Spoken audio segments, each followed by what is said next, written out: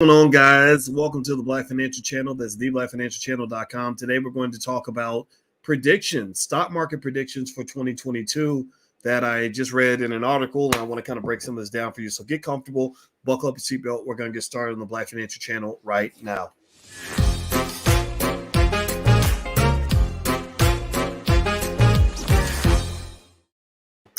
Hey, what's going on, guys? Welcome to the Black Financial Channel. That's theblackfinancialchannel.com. My name is Dr. Boyce Watkins. I'm your friendly neighborhood finance professor. On the Black Financial Channel, we talk about Black wealth and Black economics every day, sometimes as much as 10 times a day. Under one condition, the condition is that we want to be Black first. That means we solve our own problems. We put our community at the top of the priority list. We love each other. We're doing this for Black wealth. Black wealth is Black power. If you agree with that philosophy, put a hashtag B and the number one in the chat, hashtag B1. And also feel free to go to boycewatkins.com to get some free Black wealth information and to get everything that your family needs because we are on top of this every single day.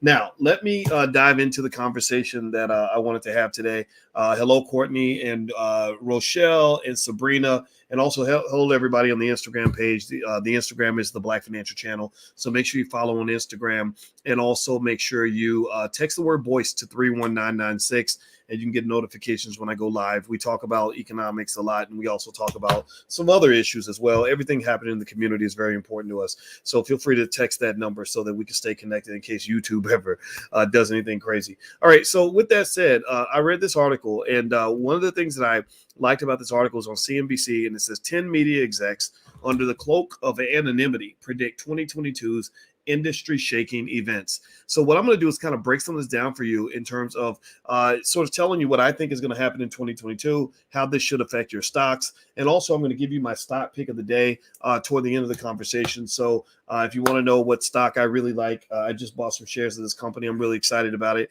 and I'll let you guys know about this. All right, so let me just start with the top. They spoke with 10 executives under the condition of anonymity, and they made some predictions about things that were going to happen in 2022. And they said that they had to be relevant, but non-obvious, right? So don't just tell us, that the sky is going to be blue or that the sun is going to shine. Tell us something that's going to be different and unique. That's something that people don't expect. So here's what they predicted. And I'm going to tell you why this stuff matters. One is they mentioned that Roku is probably going to buy Lionsgate Studios, right? And what they argued is when you read up Roku as a stock, you read the base case, the bull case, and the bear case in terms of whether or not it's a good investment or a bad investment. First of all, a lot of analysts really like Roku. They really think Roku is a good investment. But also, the bulls think that Roku is going to continue to expand. They're going to continue to make some acquisitions. They have a $30 billion market cap, which allows them some reach and some leverage, and they can sort of buy things. And so this executive is predicting that Roku is going to buy Lionsgate, which would give them additional content creation capabilities, stuff like that. The bear case is that Roku is stuck in a space where there's a lot of competition. A lot of people can need a lot of these streaming services, and smart TV manufacturers can actually replace Roku pretty easily, and that could push Roku out. So this acquisition by Roku is something you may want to look out for. It is actually one of the reasons why I'm actually buying some Roku stock, because I think the acquisition is going to happen, and I think it's going to be good for Roku. Number two, Bob Iger returns to Disney as the CEO. Disney is an interesting company. It's very well run. It's very, very strong. It hasn't had a lot of growth, and that's really been concerning to me. I've been a Disney shareholder for a long time. I like the company and I like the management. So what the argument is that Iger coming back to Disney could be that little extra bump, that extra boost, that extra little pump that the stock needs to kind of go to the next level. And I don't doubt that they might consider that, because at first it was Disney Plus. Disney Plus was growing by leaps and bounds. Well, now that growth is kind of leveled off. They kind of flattened the curve a little bit. And so a lot of people feel that bringing back Iger is going to lead them to make that move. Last week in stock market investing class, you guys know I talked about Disney, and I mentioned that Disney is a stock that I really like. And so I got some long-term investments there. Number three, that says Viacom CBS will merge or sell. I'm not going to say much about that, but Viacom they actually own BET. So remember, BET is not a Black-owned network. BET is owned by Viacom. Also, even within that industry, you see this week, I think the Black News Channel is laying off a bunch of people. If you look up the Black News Channel, they're laying off a ton of people right now. I think they employ 300 people. A lot are being laid off because their viewership is absolutely terrible. They can't get the ad revenue that they need. And I personally believe that the reason the Black News Channel struggles is because they're not not connected to Black people. They're not connected to Black people in an authentic way. They are too pressured by the Democratic Party, too pressured by corporate America to create a narrative that is not consistent with what Black people want and need. So Black people are not really watching the Black news channel because of that. I don't know. Give me a yes or no in the chat. Do you watch the Black news channel? How many of y'all watch the Black news channel? How many of y'all go out of your way to look up on your smart TV to find the Black news channel? You know, I don't know a lot of Black people who do that. So the Black news channel is kind of struggling because of that. Well, Viacom is also looking to do some merging as well. This is the Sumner Redstone family. They kind of control BET as well as a bunch of other properties. And so the claim is that they're going to make a merger. And that's something, there's not much else to say about that. There's also a prediction by an executive that the free radicals will sell. Free radicals are companies that are pure play content companies that don't have to scale to compete for top-notch movies and TV shows. So pure play content companies, they mentioned examples like, let's see, Lionsgate, AMC, and Fox as pure play content companies. There's not much to say there. Another prediction is that Vice Media will sell itself in pieces. Vice attempted to go public through a special purpose acquisition company that did not go very well. And so basically the argument is that because Vice can't sell itself for what it's worth as a whole company, they're going to sell itself in pieces, following the trend of other similar companies like Vox and also was BuzzFeed and something. And BuzzFeed would just merge with Complex. So there's an expectation that Vice is going to end up breaking into pieces and selling. Next is Vox. They said Vox Media is going to go public. They said here that Vox's choice to merge with Group 9 sets itself as the next logical digital media candidate to go public after BuzzFeed. It just so happens that Group 9 has already established a special purpose acquisition company that can be used by the company to go public. So effectively, they're saying that Vox is going to go public through a SPAC. That'll be interesting because SPACs used to be very popular. They're not very popular now because SPACs are kind of full of crap. They sometimes they're just, SPACs make all these predictions about, revenue growth that are typically highly unrealistic. And SPACs were really popular a few months ago. They're not as popular now. I think they're going to be less popular in 2022 when the Fed starts increasing interest rates and starts slowing down the economy. But then again, what do I know? Let's just see how it all plays out. All right. So next is let's see, number 8. The number 8 prediction is a major sports betting company will go bankrupt or sell for peanuts. So apparently mobile sports gambling has really grown. In October 2021, people wagered $7 billion on sports gambling. Gambling's become a really big thing. The pandemic, in the midst of locking people down and creating all this depression, you had some interesting side effects from the pandemic that go beyond just the virus. You had an unprecedented number of suicides during the pandemic. You had 100,000 people that died from drug overdoses during the pandemic. You had a lot of car accidents, with alcohol related things like that during the pandemic. All the therapists I know, their offices are full of people who were just super depressed from the lockdown during the pandemic. Give me a yes or no if you know anybody who struggled during the pandemic from a mental health standpoint. It's very, very big. Well, one of the other things that happened during the pandemic is that when people were feeling depressed, they were engaged in a lot of unhealthy coping mechanisms. The alcohol, downing down the liquor bottle, taking the extra dope, right? Gambling is a drug that will get you high. That is why people do it. That is what you get a sensation when you gamble. So gambling addiction grew sky high. It wasn't just through sports betting. That's a big deal, but it's also through things like Robinhood trading and Robinhood apps.